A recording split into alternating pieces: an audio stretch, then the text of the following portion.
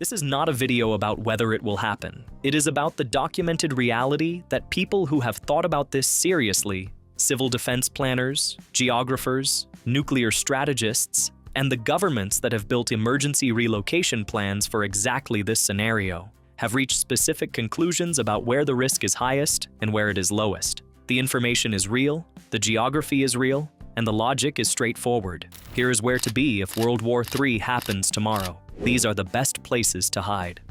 The first thing to understand: nuclear targeting is not random. Any serious discussion of where to be in a global conflict that involves the United States, Russia, NATO, and China has to start with nuclear targeting doctrine, because nuclear weapons are the specific mechanism that makes a global war different from every other kind of conflict. The good news, if there is good news, is that nuclear targeting is specifically logical. It follows documented strategic doctrine that has been largely public since the Cold War. The Federation of American Scientists, the Bulletin of the Atomic Scientists, and declassified targeting documents from the Cold War period establish the hierarchy of nuclear targeting. First priority are command and control facilities, military headquarters, communications centers, nuclear command bunkers. Second priority are nuclear launch facilities, ICBM silos, nuclear submarine bases, bomber bases. Third priority are conventional military force concentrations, naval bases, Air Force installations.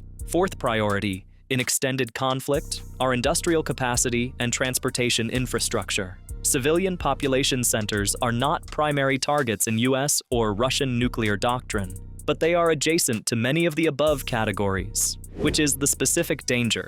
The places to avoid are therefore derivable from this hierarchy: Washington, D.C., Cheyenne Mountain in Colorado, Strategic Air Command bases in Nebraska and Montana, ICBM fields in Wyoming, Montana, North Dakota, South Dakota, and Colorado, naval submarine bases in Groton, Connecticut, Bangor, Washington, and Kings Bay, Georgia, and the major naval ports of Norfolk, Virginia, Bremerton, Washington, and San Diego, California are all first strike priority targets in any serious nuclear exchange. Their surrounding geography for approximately 10 to 35 miles, depending on warhead yield, is the zone of immediate catastrophic effect. The remaining 90+% of US territory is not a primary nuclear target. Population distance from those specific installations is the most important factor in surviving the first phase of a nuclear exchange. The yields of modern nuclear warheads that would be used against these targets range from approximately 100 kilotons,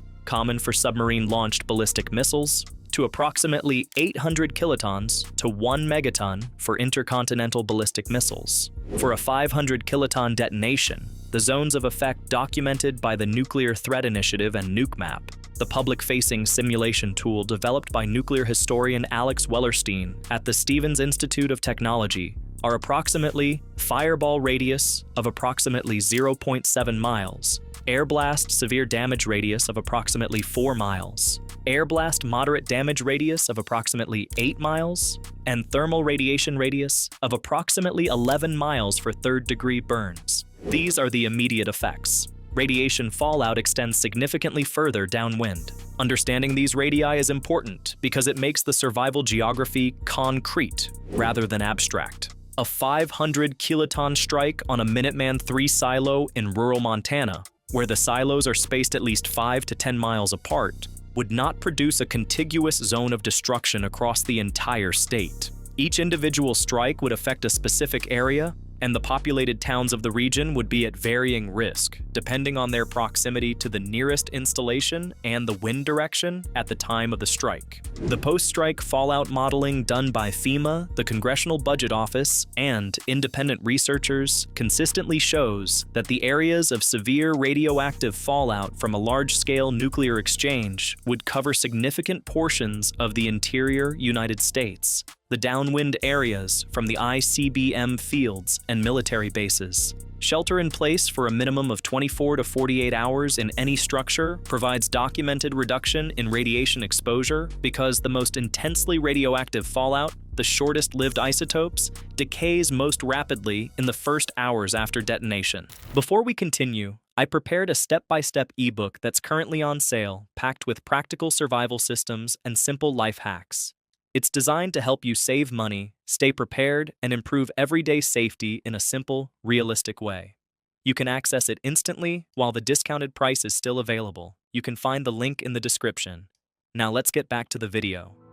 Iceland, the strategic crossroads that has no military value. Iceland, with a population of approximately 370,000 people and no standing military of its own, it has had no military since 1869, occupies a specific position in North Atlantic geography that makes it simultaneously strategically significant and, from a targeting perspective, largely irrelevant to the specific targeting hierarchies described above. Iceland sits roughly in the middle of the North Atlantic, equidistant from Europe and North America, and Keflavik Air Station, the former US military base, was deactivated in 2006. The facilities are no longer a primary military installation, and Iceland's specific geography as a volcanic island in the North Atlantic means it has no ICBM fields, no nuclear submarine bases, and no primary command and control infrastructure that would place it on a target list. The practical concerns for Iceland in a global conflict are proximity to potential nuclear exchange corridors. The polar route from Russia to the US passes over the North Atlantic. Potential fallout from European targeting, and the island's dependence on imported food and fuel.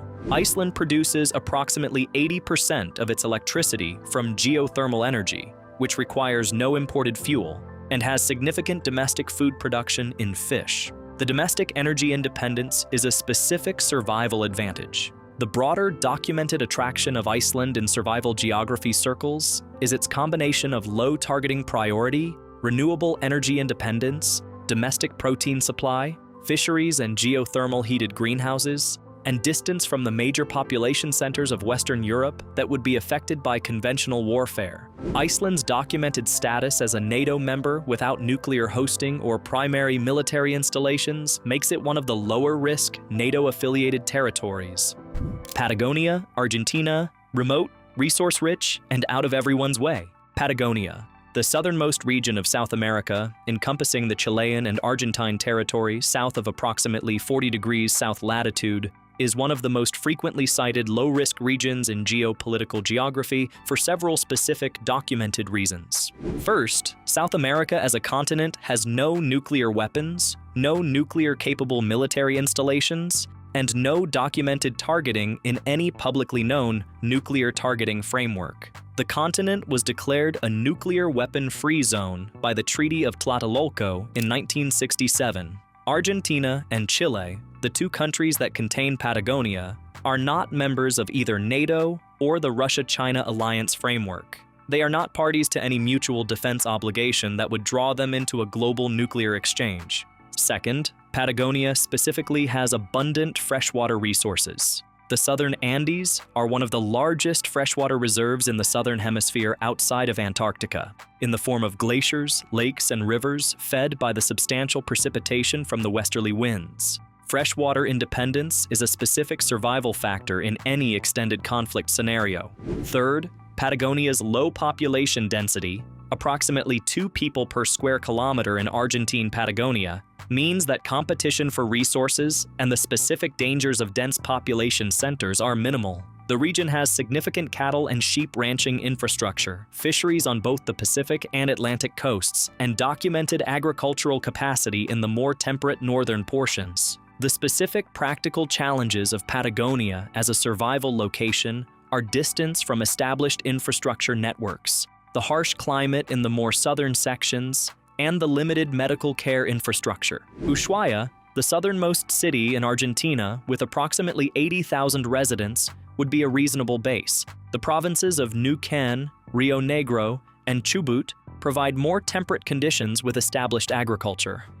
New Zealand's South Island, the most frequently cited safe haven. New Zealand's South Island appears in more independent assessments of global conflict survivability than any other single location, for a specific convergence of geographic, political, and resource factors. The country itself, both islands combined, has a population of approximately 5 million people, is geographically isolated in the South Pacific, has no nuclear weapons, is not a member of any military alliance that would require hosting nuclear weapons or military forces that would be primary targets, and has significant domestic food production capacity. The South Island specifically, less densely populated than the North Island and with the Southern Alps as its geographical backbone, has the food production of the Canterbury Plains, one of the most productive agricultural regions in the Southern Hemisphere, the fresh water of the alpine glaciers and rivers, and the distance from the North Island's main urban centers and port infrastructure. New Zealand's documented position in global conflict geography was put specifically when former Google CEO Eric Schmidt identified New Zealand as his personal choice for a survival location in various interviews. Not an endorsement that means much militarily, but a specific data point about how people with access to detailed information and the means to act on it think about this question. New Zealand responded by tightening its foreign land ownership rules, which is a specific admission that the interest was real enough to require a regulatory response. The specific concerns for New Zealand in an extended global conflict, the country's high dependence on imported petroleum, approximately 100% of its transportation fuel is imported, and its trade dependence on global supply chains for manufactured goods. The agricultural self-sufficiency and the domestic hydroelectric power base, approximately 60% of electricity from hydro, are counterbalancing strengths. New Zealand's nuclear-free position is legally enshrined in a way that distinguishes it from most Western-aligned nations.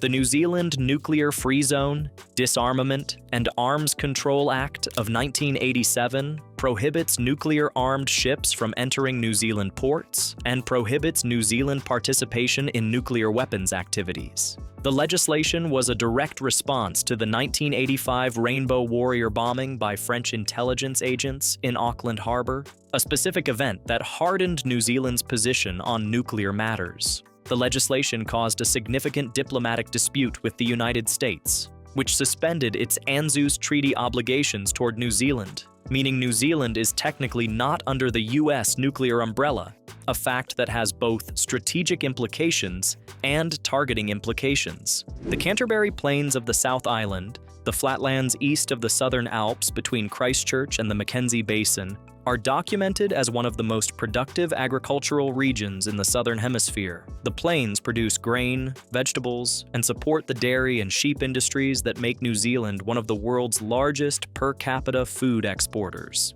A country that exports approximately 10 times the food it consumes domestically has a specific and documented buffer against food disruption. The distance from New Zealand to the nearest nuclear-armed state is approximately 7,500 kilometers to China and approximately 9,500 kilometers to Russia. The geography of the South Pacific creates a specific buffer of ocean that is not crossed by conventional military supply lines, not traversed by ICBM flight paths in most exchange scenarios between the Northern Hemisphere nuclear powers, and not subject to the specific hazards of being adjacent to contested territory.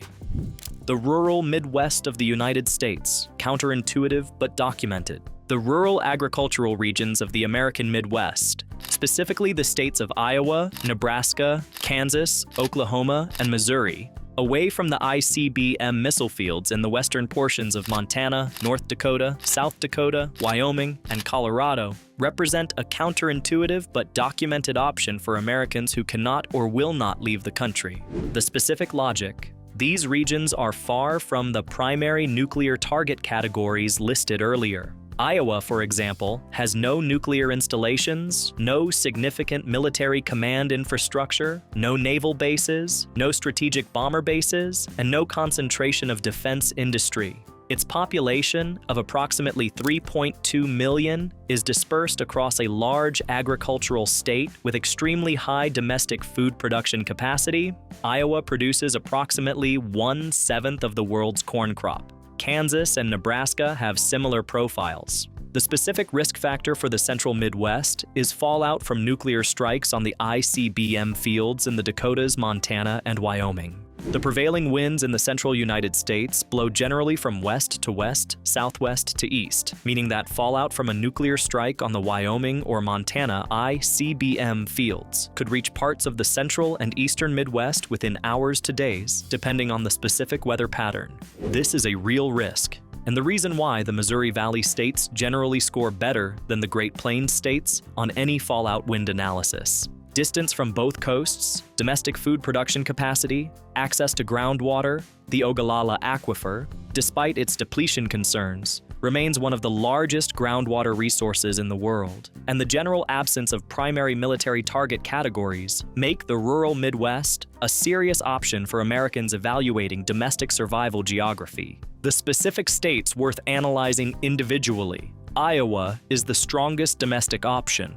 No nuclear installations, extraordinary agricultural capacity, approximately 23 million acres of cropland, primarily corn and soybean, with a documented food production surplus that feeds approximately 10 people per Iowa resident, and a central interior position insulated from both coasts. The state's distance from the nearest ICBM field, the Minot Air Force Base Minuteman III fields in North Dakota, are approximately 600 miles north of Iowa's center, provides meaningful buffer from direct blast effects, though fallout modeling remains dependent on weather conditions. Missouri has a similar profile, with the added advantage of the Ozark Plateau in the southern portion of the state, a region of rugged terrain, significant forested area, and the highest density of freshwater springs in the continental United States. The current river system and the Ozark Aquifer provide documented freshwater independence for a substantial rural population.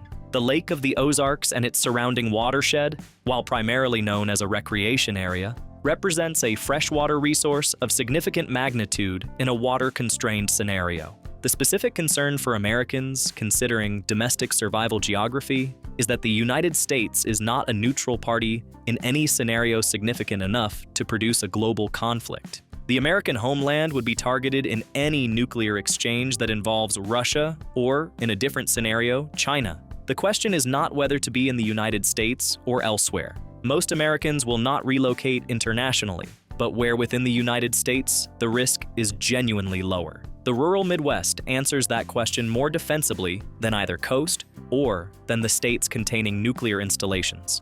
The Swiss Alps and rural Switzerland, the country that has been preparing for this specifically. Switzerland has had a specific civil defense program for nuclear conflict preparedness since the 1960s. That is, by any measure, the most comprehensive civilian protective infrastructure in the world. Switzerland requires, under the federal law on civil protection, that every permanent resident have access to a nuclear-capable shelter. As of the most recent counts, Switzerland has approximately 9 million shelter spaces in hardened shelters for a population of approximately 8.8 million, meaning there is more certified nuclear shelter space in Switzerland than there are people to fill it. The Swiss shelter network includes private residential shelters, required in all buildings constructed after 1963, public community shelters, and the specific federal command and emergency shelters that were built during the Cold War period. The Sonnenberg Tunnel near Lucerne was for a time the world's largest civilian nuclear shelter, designed to house approximately 20,000 people. Switzerland's specific geopolitical position is also relevant. The country is not a member of NATO, does not host nuclear weapons, and has maintained official neutrality since 1815. A neutrality that was respected in both World War I and World War II, despite Switzerland's location surrounded by belligerent nations. Whether this neutrality would be respected in a nuclear exchange is an open question. But the country's absence from NATO and its documented absence from nuclear targeting frameworks is the same argument as Iceland's, with significantly better developed survival infrastructure. The Swiss government distributes a civil protection guide to every household. The most recent version, updated in the 2000s, includes specific guidance on shelter-in-place procedures, nuclear fallout response, water and food storage, and communication in emergency conditions. This document is not survival fantasy. It is the published policy of a sovereign government. The Swiss Shelter Standard, the SIA 261 Civil Protection Standard, specifies that shelters must be built to withstand an overpressure of 1 bar approximately 14.5 pounds per square inch, from a nuclear blast, have filtered air intake to remove radioactive particles, have their own water supply and sanitation, and have backup power.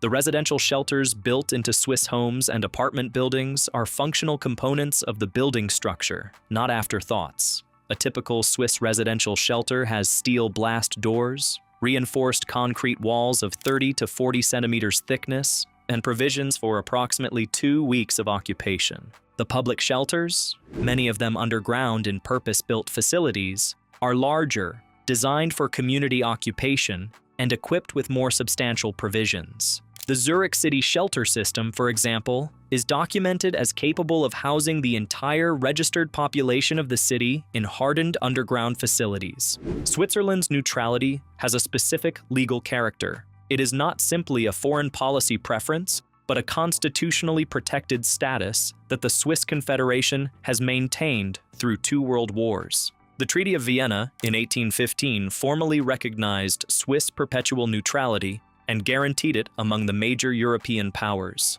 Switzerland did not join the United Nations until 2002, the last country in the world to do so, specifically to protect its neutral status from being compromised by Security Council obligations. Whether this neutrality would be honored by nuclear-armed states in a genuine global exchange is uncertain, but the documented historical record of its being respected across 200 years of European conflict is the strongest case for it.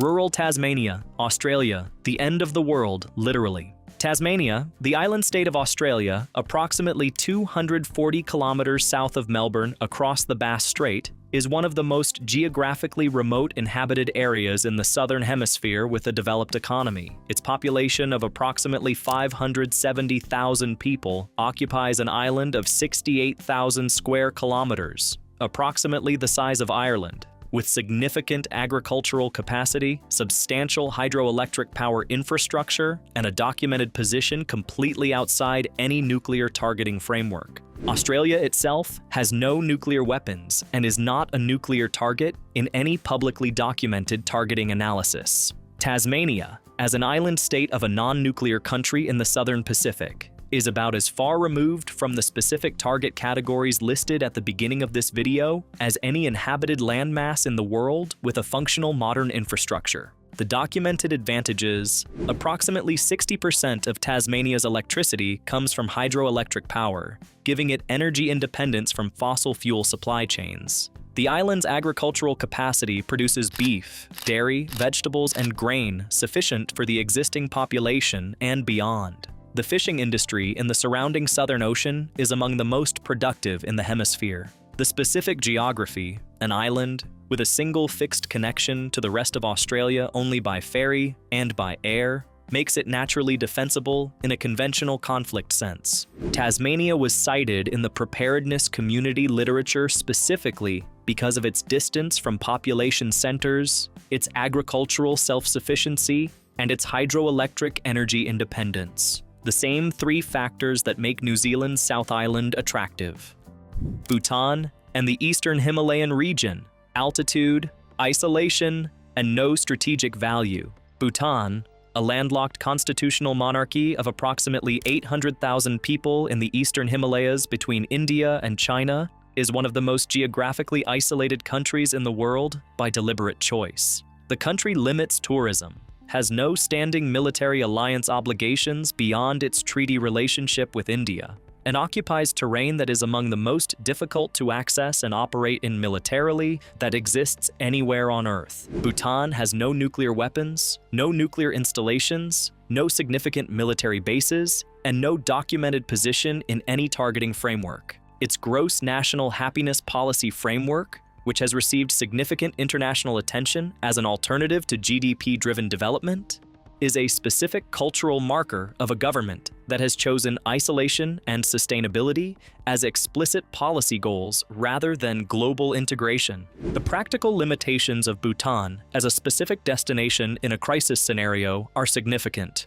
The government severely limits foreign entry, and the visa process for tourists involves a mandatory minimum daily spend and advance booking. The country is not accessible to most people on short notice. However, the broader Eastern Himalayan region, including the mountainous northern states of India, such as Arunachal Pradesh, Sikkim, and Himachal Pradesh, shares many of Bhutan's geographical advantages without the entry restrictions. Extreme altitude, geographical isolation, significant domestic food production, rice terraces, animal husbandry, and distance from primary target categories.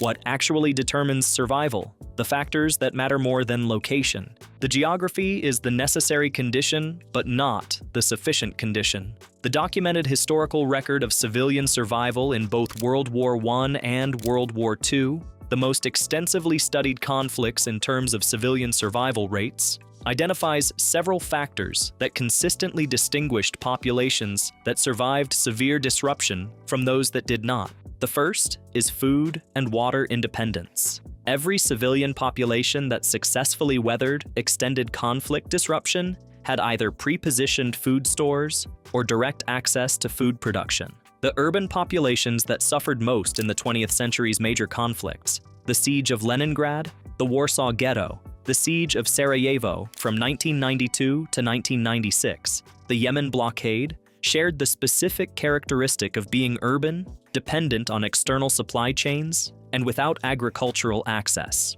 The rural populations in the same conflicts consistently had better survival outcomes. The second is community. Individual survival in extended conflict is documented as significantly less successful than community-based survival. The specific reason is functional. A single person cannot maintain food production, security, medical care, and essential infrastructure maintenance simultaneously. The communities that survived the Yugoslav wars of the 1990s in the rural Bosnian and Croatian countryside, the communities that survived the siege of Leningrad in the satellite towns and villages outside the city, and the communities that maintained function during the 2011 Tohoku earthquake and tsunami in Japan all shared the specific characteristic of pre-existing social networks that allowed coordinated resource management. As military historian and civil defense researcher, Dr. Erwin Abrams, who studied civilian survival in 20th century conflicts, documented the variable that most consistently predicted civilian survival across diverse conflict scenarios was not geography, not wealth, and not individual preparation.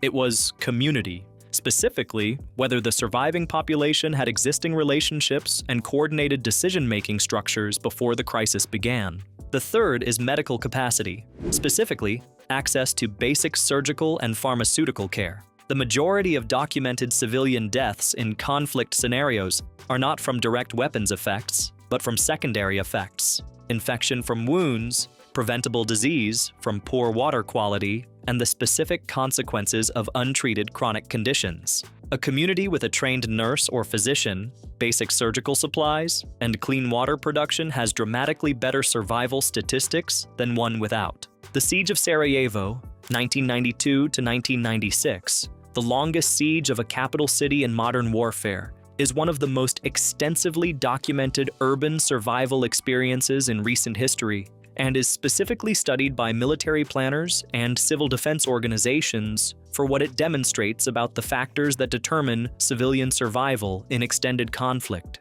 Approximately 13,000 people died in Sarajevo during the 44-month siege. The 300,000 who survived did so in specific ways: tunnel networks, neighborhood food sharing cooperatives, informal medical networks, and the specific social cohesion of a community that had existing relationships before the crisis began. The specific lessons that civil defense researchers drew from Sarajevo are consistent with other documented extended civilian sieges. The neighborhoods in Sarajevo with the lowest mortality rates were not the wealthiest neighborhoods. They were the neighborhoods with the strongest pre-existing community organization, the most sharing-based informal economies, and the densest informal support networks. Individual households with stockpiles but no community connections fared worse than households with less material preparation and stronger social networks. The fourth survival factor, not always listed but documented as critical in longer-term conflict scenarios,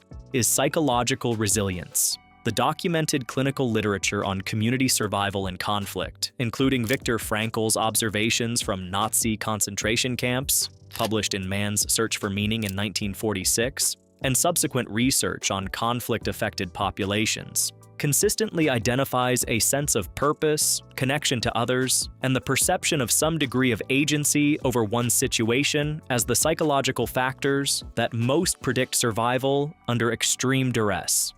The places to avoid? The short list. The specific places that are first strike nuclear targets and their surrounding areas are Washington, D.C. and the National Capital Region, the ICBM missile fields in Montana, North Dakota, South Dakota, Wyoming, and Colorado and their surrounding counties, Cheyenne Mountain and Peterson Air Force Base in Colorado Springs, Offutt Air Force Base in Nebraska, submarine bases at Bangor, Washington, and Kings Bay, Georgia, Naval Base Norfolk and surrounding Hampton Roads in Virginia, and the San Diego Naval Complex in California. In Russia, Moscow and its satellite cities, the Strategic Rocket Forces sites in Siberia, the naval bases at Severomorsk on the Kola Peninsula, and Vladivostok in the Russian Far East. In Europe, any NATO command infrastructure, major military airfields, and naval ports in the United Kingdom, Germany, Belgium, and the Netherlands, which host U.S. forward deployed forces.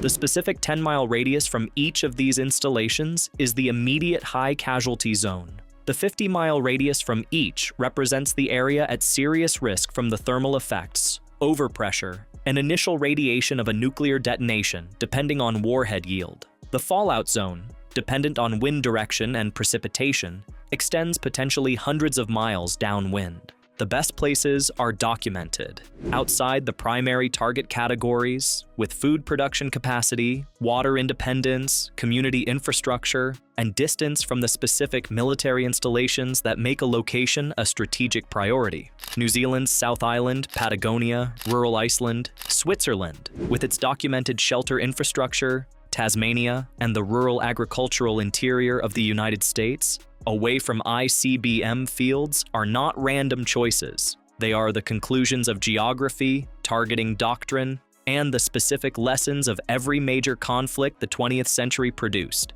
Whether you act on any of this is a separate question. The information is factual. Make of it what you will. Hit that like button and subscribe. More content like this coming.